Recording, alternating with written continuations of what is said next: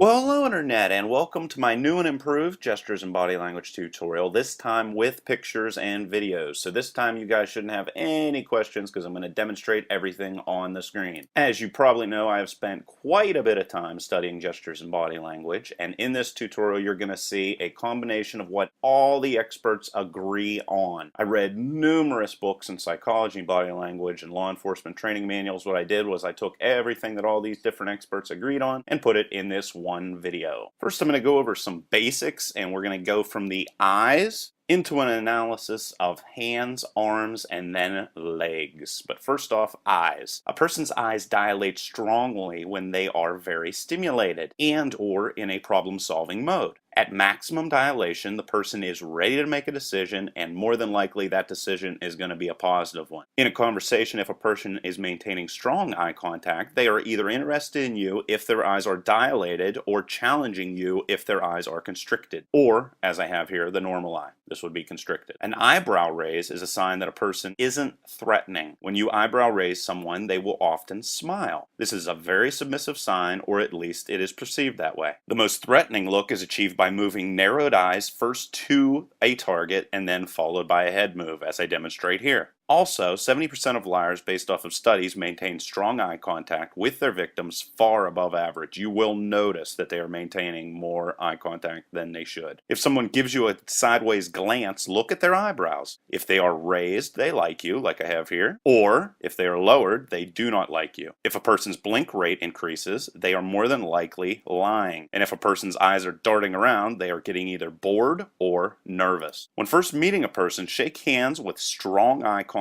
and then give them at least 3 seconds to look at you uninterrupted. This is the best way to first meet somebody. And then to continue building strong rapport with this person you just met, you should maintain eye contact from 60 to 70% of the time until you have gotten through the introductory phase. If a person is remembering a visual thought, they will look up and toward right. If, however, they are constructing or making up a visual thought, they will look up and to your left. So, for example, if asked what color is your house, they will look up and to their right, like you have right here, because that's a visual thought they can actually remember. However, if they are asked to imagine their house was purple with yellow polka dots, they would look in this direction because they have to make this up. By studying the eyes, you can also tell when a person is lying. If you ask somebody a question and they look in this direction, chances are they're going to tell you the truth. However, if they look in that direction before answering you, chances are they are going to lie to you. If a person looks sideways and to your right, they are remembering something they heard. So once again, you ask them a question, their eyes dart in that direction, you can then tell more than likely if they're going to either lie or not lie. If they are constructing or making something up, they will look sideways and to your left, as I am doing here. Once again, for example, if asked what is your favorite song, they will look sideways and to their right, and if asked to imagine what sounds a jackalope would make, they would look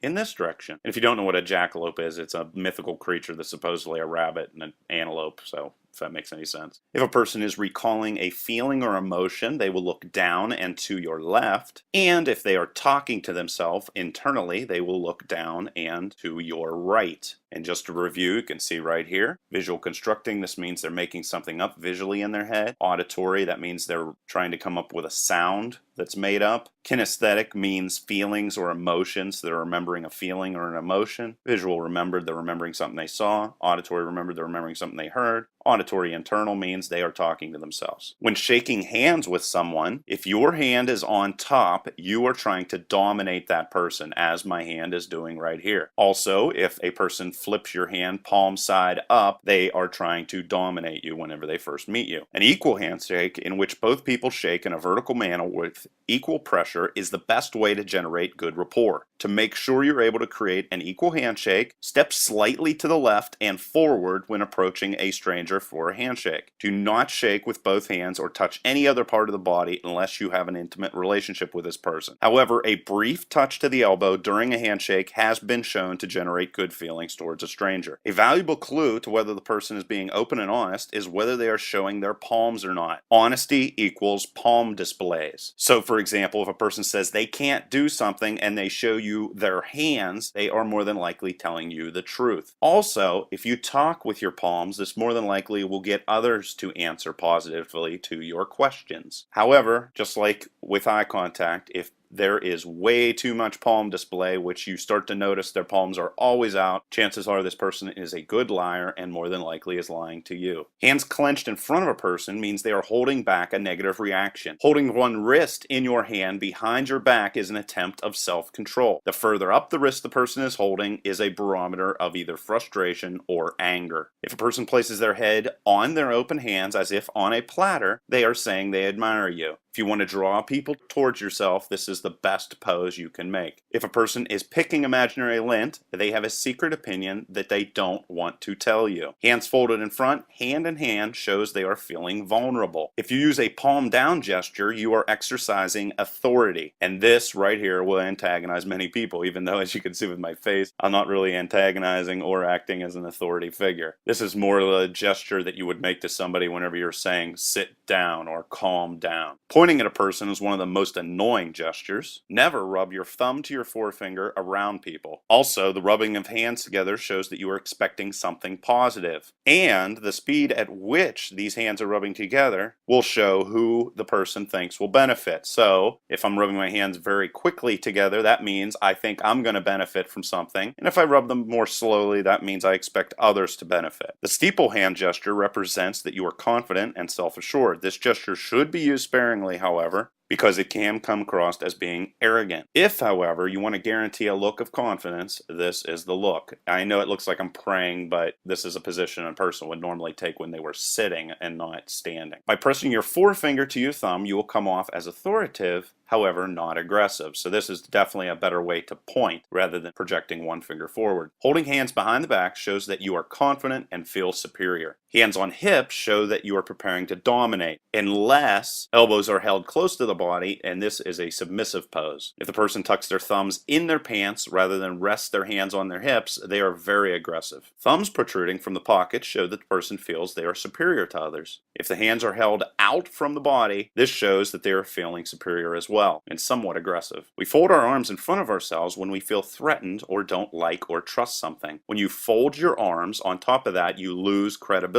And if you are folding your arms while grasping your biceps, it shows that you are feeling insecure, as I demonstrate here. If, however, you clench your fists while folding your arms, people will see you as being hostile. Arms crossed with thumbs turned up shows that a person is warming up to you. Women will often use their purse to create protection in some situations. And if in a meeting a person puts a drink on the opposite side of the hand in which they are drinking, as I demonstrate here, that shows that they feel uncomfortable. Information you gain by studying leg and feet positions is extremely useful because people have little control over their feet. This is also why most meetings feel only comfortable if the two people have their legs hidden by a table or a desk. If you want to appear young and vibrant, walk quickly while swinging your arms. Your feet will point towards where you want to go. So in this instance, I want to go to my right because that foot is protruding that direction. When first meeting with someone and you want them to open up, always offer them a hot coffee or tea. That makes it very difficult to remain crossed up without burning themselves. Another tip to get a person to unlock themselves is to ask them positive questions that get them to tell you what they are feeling. Never cross your legs and then have both hands cradled behind your head. This is extremely off-putting, especially to women. The jiggling of the feet is a sign that a person wants to get away from a situation, as I demonstrate here. Open and uncrossed legs show that you are open or dominant, while crossed legs show that you're closed off or uncertain. And this is true whether you are sitting or standing. And if you ever want to find out who thinks they are the alpha male in a room full of a bunch of men, look for the man that is sitting like this. If legs are crossed, my hand is pointing the direction towards what I prefer in this situation. Never ask a person to make a decision if they have both their legs and their arms crossed. And if a person has their legs crossed and they are holding them in place, as I demonstrate here, with their hands, they are feeling very stubborn and are more than likely in a mood to reject any of the opinions you may provide. A person that locks their ankles together is essentially biting their lip and holding back a negative emotion, or are just fearful or uncertain. And if a person locks one foot around their calf or thigh, they are showing signs of timidness. Approach them as a friend in a low-key, submissive way to relax them. If a person sits oddly in a chair, they are showing you that they don't see you as important and they are the dominant person in the room. And if they place the back of the chair in front of you, they're in the mood to take control of your situation and are very dominant and stubborn and aggressive. Women specifically cross and uncross their legs around people they like, and more specifically, cross their legs in a parallel manner when they really like someone. I never sit like this because it's terribly uncomfortable, but I'm demonstrating how a woman would sit whenever she would be attracted to somebody. You can check to see that a smile is sincere by checking for wrinkles around the eyes. I naturally have wrinkles around my eyes. I'm trying to make a fake smile and having a hard time doing it.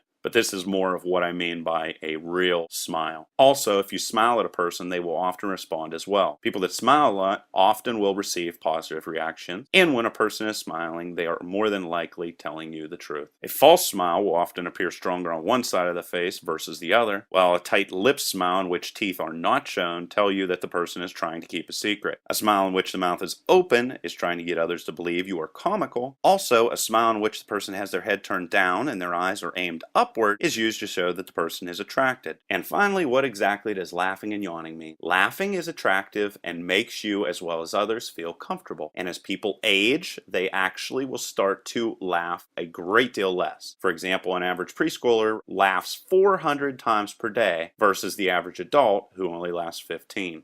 In fact, laughter has a lot more to do with bonding than it does with humor. And likewise, yawning is used by people to build rapport and avoid aggression. Hope you liked this presentation. Took a while to put together. Leave any questions or comments below. Otherwise, till next time.